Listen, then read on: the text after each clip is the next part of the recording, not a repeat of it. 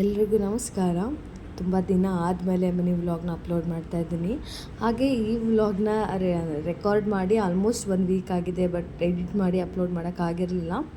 ಇವತ್ತು ಶನಿವಾರ ಬೆಳಗ್ಗೆನೇ ಎದ್ದು ಎಲ್ಲ ಪೂಜೆಗಳನ್ನ ಮುಗಿಸಿ ರೆಡಿ ಆಗ್ತಿದ್ದೀವಿ. ಎಲ್ಲಿಗಪ್ಪ ಅಂದರೆ ನಾನು ಮತ್ತು ರಾಕೇಶ್ ಅವರು ಕರ್ನಾಟಕಕ್ಕೆ ಊರಿಗೆ ಬರ್ತಾಯಿದ್ವಿ. ಸೊ ನಾನು ಊರಲ್ಲಿ ಕಂಪ್ಲೀಟ್ ಯಾವುದೇ ವ್ಲಾಗ್ಸ್ನ ಮಾಡಿಲ್ಲ. ಒಂದು ಊರಿಗೆ ಬರೋ ದಿನ ಮತ್ತು ರಿಟರ್ನ್ ಆಗೋ ದಿನ ಮಾತ್ರ ವ್ಲಾಗ್ನ ರೆಕಾರ್ಡ್ ಮಾಡಿದ್ದೀನಿ. ಸೊ ಅಲ್ಲಿಂದ ನಾವಿಬ್ಬರು ರೆಡಿಯಾಗಿ ಕ್ಯಾಬ್ನ ಬುಕ್ ಮಾಡಿಕೊಂಡು ಏರ್ಪೋರ್ಟ್ಗೆ ಹೊರಟ್ವಿ. ಅಲ್ಲಿ ನಮ್ಮದು ಟರ್ಮಿನಲ್ 2 ಅಲ್ಲಿ ಫ್ಲೈಟ್ ಇದ್ದಿದ್ದು. ಸೊ ಹಾಗಾಗಿ ಟರ್ಮಿನಲ್ 2ಗೆ ಹೋದ್ವಿ.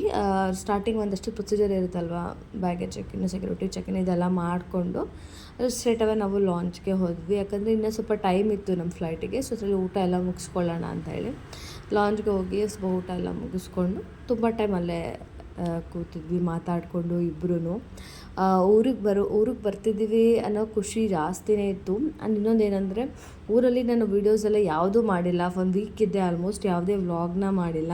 ಯಾಕೆಂದರೆ ನಾನು ವೀಡಿಯೋಸ್ ಎಲ್ಲ ಮಾಡ್ಕೊಂಡು ಕೂತ್ಕೊಂಡ್ರೆ ಫ್ಯಾಮಿಲಿಗೆ ಒಂದಷ್ಟು ಟೈಮ್ ಕೊಡೋದಕ್ಕೆ ಆಗಲ್ಲ ಅಂತ ಹೇಳಿ, ಹಾಗಾಗಿ ಯಾವುದೇ ವ್ಲಾಗ್ಸ್ನ ಮಾಡಿಲ್ಲ, ಸಾರಿ. ಆ್ಯಂಡ್ ಇದು ಒಂದೇ ದಿನ ರೆಕಾರ್ಡ್ ಮಾಡಿರೋದು, ಹೋಗೋ ದಿನ.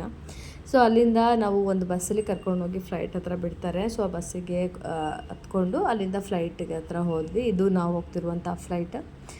ಸೊ ಇಲ್ಲಿ ಇಂಡಿಗೋ ಅಲ್ಲಿ ಹೋಗ್ತಾ ಇದ್ದಿದ್ದು ಈ ಸರಿ ನಾವು. ಸೊ ಹಾಗಾಗಿ ಅಲ್ಲಿ ಹೋದ್ವಿ. ಬಟ್ ನಾವಿಬ್ಬರು ಬೇರೆ ಬೇರೆ ಒಂದು ವೆಬ್ಸೈಟಿಂದ ಟಿಕೆಟ್ನ ಬುಕ್ ಮಾಡ್ಕೊಂಡಿದ್ವಿ. ಸೊ ಇಬ್ಬರಿಗೂ ಬೇರೆ ಬೇರೆ ಸೀಟ್ ಸಿಕ್ಬಿಟ್ಟಿತ್ತು. ಅದು ಸ್ವಲ್ಪ ಬೇಜಾರಾಯಿತು. ಸೊ ವ್ಯೂವ್ನ ಎಂಜಾಯ್ ಮಾಡಿಕೊಂಡು ಫ್ಲೈಟಲ್ಲಿ ಹೊರಟ್ವಿ. ಆ್ಯಂಡ್ ಫೈನಲಿ ಬ್ಯಾಂಗ್ಳೂರು ಬಂದು ರೀಚ್ ಆದ್ವಿ. ಬೆಂಗಳೂರಲ್ಲಿ ಬಂದು ನೋಡಿದ್ರೆ ತುಂಬ ಮಳೆ ಇತ್ತು. ಸೊ ನಾವು ಸ್ಟ್ರೈಟ್ ಅವೇ ಬ್ಯಾಂಗ್ಳೂರಲ್ಲಿರುವಂಥ ಅಕ್ಕನ ಮನೆಗೆ ಹೋದ್ವಿ. ಯಾಕಂದರೆ ಅಲ್ಲಿ ಮಕ್ಕಳನ್ನ ನೋಡಬೇಕಿತ್ತು, ಅಂದರೆ ಅಕ್ಕನ ಮಕ್ಕಳನ್ನ. ಸೊ ಹಾಗಾಗಿ ಅಲ್ಲಿಗೆ ಹೋದ್ವಿ. ಮಕ್ಕಳನ್ನೆಲ್ಲ ನೋಡಿ ತುಂಬ 2 ಡೇಸ್ ಆಲ್ಮೋಸ್ಟ್ ಅಲ್ಲೇ ಇದ್ವಿ. ತುಂಬ ಚೆನ್ನಾಗಿ ಇತ್ತು ಪಾಪುಗಳ ಜೊತೆ ನಮ್ಮ ದಿನಗಳು. ಸೊ ತುಂಬ ಖುಷಿ ಆಯಿತು.